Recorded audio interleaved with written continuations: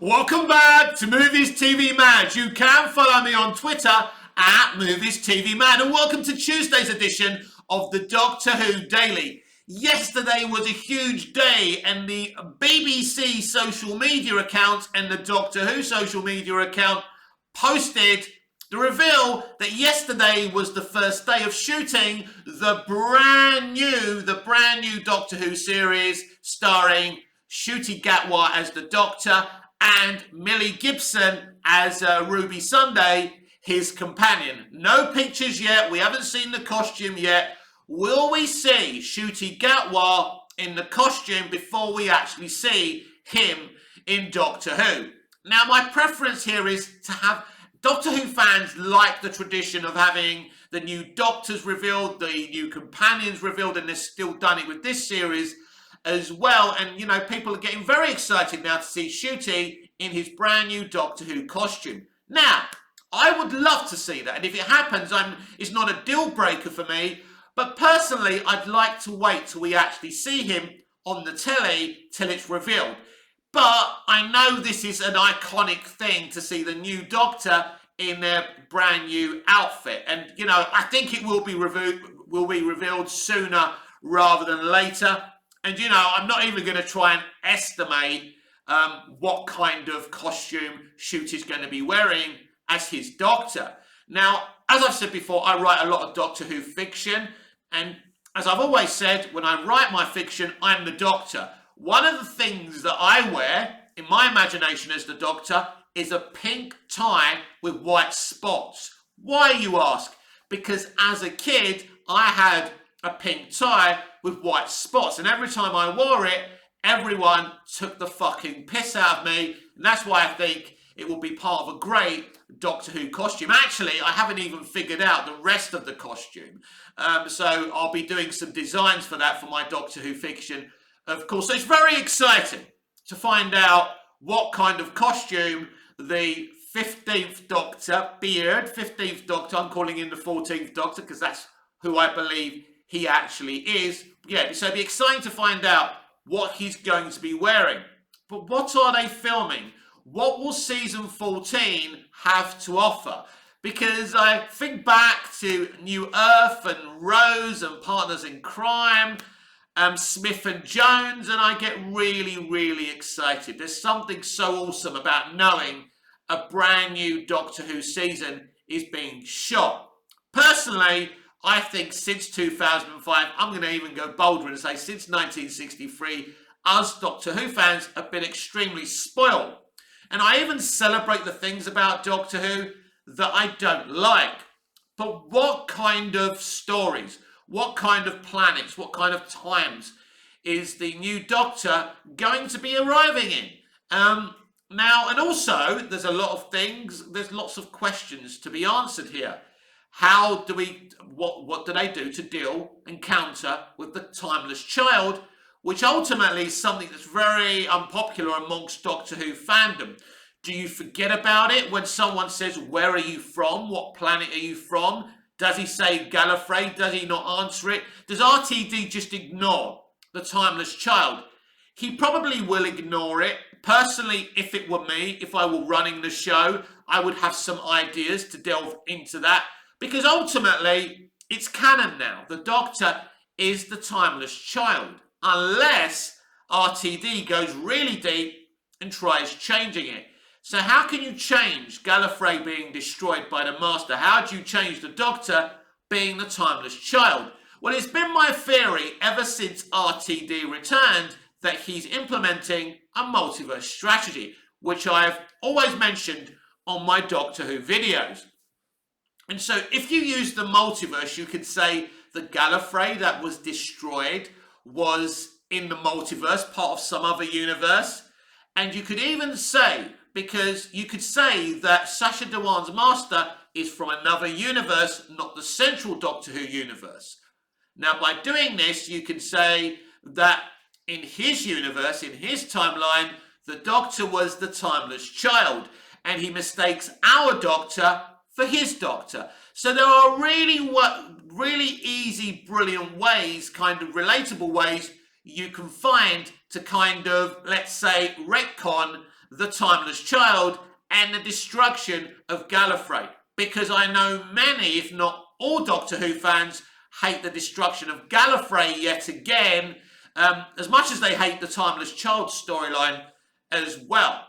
As I say, personally, I would deal with the Timeless Child thing. I wouldn't ignore it. Basically, the Timeless Child thing is the elephant in the room. You can't ignore it. And at this moment in time, it is canon that we do not know, the Doctor does not know what planet they are from. So that does have to be dealt with, because in Russell's original revival, who are you? I'm a Time Lord. I'm the last of the Time Lords. I come from Gallifrey. Actually, they didn't even mention Gallifrey till the beginning of season 3 in that Christmas episode, The Runaway Bride. That's when it was. That's the first time the Doctor actually uttered Gallifrey from his lips, and it was a glorious, emotional moment. So, and I'll be clear about this. Even though the Doctor in canon right now is the Timeless Child and is in fact not from Gallifrey, the Doctor was still raised on Gallifrey. Gallifrey is all the Doctor knew as a child. Now, but what's really interesting about the Timeless Child situation, that child that regenerates after falling off the cliff may not be the first regeneration. And the Doctor could have already been an adult. But don't forget, the Doctor's mind was wiped by the Time Lords when they were created. So all the Doctor remembers is their childhood on Gallifrey. So Gallifrey is still home. Even though it's canon that the Doctor's the Timeless Child, Gallifrey is like me. My parents are Greek Cypriot. I have Greek Cypriot DNA, but I was born and bred and raised in the UK. So I feel British. I feel English. I think English. I speak English. That's where I believe my heritage is, the UK. Now, a lot of people, nationalists, wouldn't agree with that, but I'm just telling you how I feel. And that's how the Doctor feels. He's still from Gallifrey. He still feels he's from Gallifrey. So, just because the Doctor's origins are somewhere else, another universe, the Doctor's mind's been wiped. So all the Doctor knows and loves is still Gallifrey. So the Doctor can still say that they're from Gallifrey. Ultimately, the Doctor could lie to Ruby Sunday and still say that. So it's going to be very, very interesting how Russell deals with these things. Now, Russell and Steven defended the Timeless Child thing and said, you don't always have to adhere to canon. Of course, they defended their friend Chris Chibnall. They weren't going to come out and say, that shit, we would never do that. But interestingly enough, they are still two very loyal supporters to the Christmas special, which Chibnall didn't like, because apparently it's offensive to non-Christian folk. Well, I celebrate Christmas and I ain't even religious. I love Christmas because of the lights, the music, the films, the presents, everything that goes with, the music, everything that goes with Christmas. You don't have to be religious to like Christmas. And by the way, just because there's a Doctor Who Christmas Day special, you don't have to watch it. You don't have to support it. And it doesn't have to offend you, right? It's like me being offended by some other religious days being celebrated. It would be stupid. And so, I hope the Doctor Who Christmas special will return, because I know Russell is a big fan of that. And also, Russell's a huge fan of the Daleks. He loves the Daleks. He overloaded his revival with the Daleks. Some people felt he should have given the Daleks a rest, but he loves them. And, they'll always be a big part of any RTD era of Doctor Who, as will the Cybermen and as will the Master be.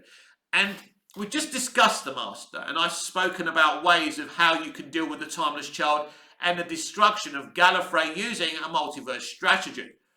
But, should Sacha Dhawan be replaced as the Master? Let's just say he's not doing multiverse and he doesn't do these things I'm suggesting. Look, for me, personally, I think Sacha Dhawan probably is the best Master ever. I think he's great. And to be fair to Chibnall, that's partly down to his writing. It's interesting, and I've said this before on this channel, how he kind of undercooked the Doctor and her companions, but he got Sacha's Master bang on. And Sacha was the perfect casting. I personally think it's too soon to recast Sacha Dhawan as the Master because he hasn't had enough screen time. I know we saw him in season 12. I know we saw him in The Power of the Doctor. But that's not enough for me. We need more of this Master. And just because there's a new showrunner, just because it's a brand new era, it doesn't mean you have to replace the Master every time there's a new era. So I think he's perfect. And I think it would be, actually I'm going to say, because I love RTD and I support most of his decisions and I think the man's a genius. When he's talking on Doctor Who Confidential, I'm like that. I mean, I'm in awe of the man. He's my creative, he's the man, he's the creative who gives me inspiration to write and create and be creative. But I think I would have an issue if Sacha was replaced as the Master, because as I say, there's no need to replace him. If it isn't broken, don't fix it. And people will say, well, Doctor Who's a show that rewrites itself. But you've got to be very careful about how often you rewrite something. You understand that Russell wants a brand new Doctor and a brand new companion.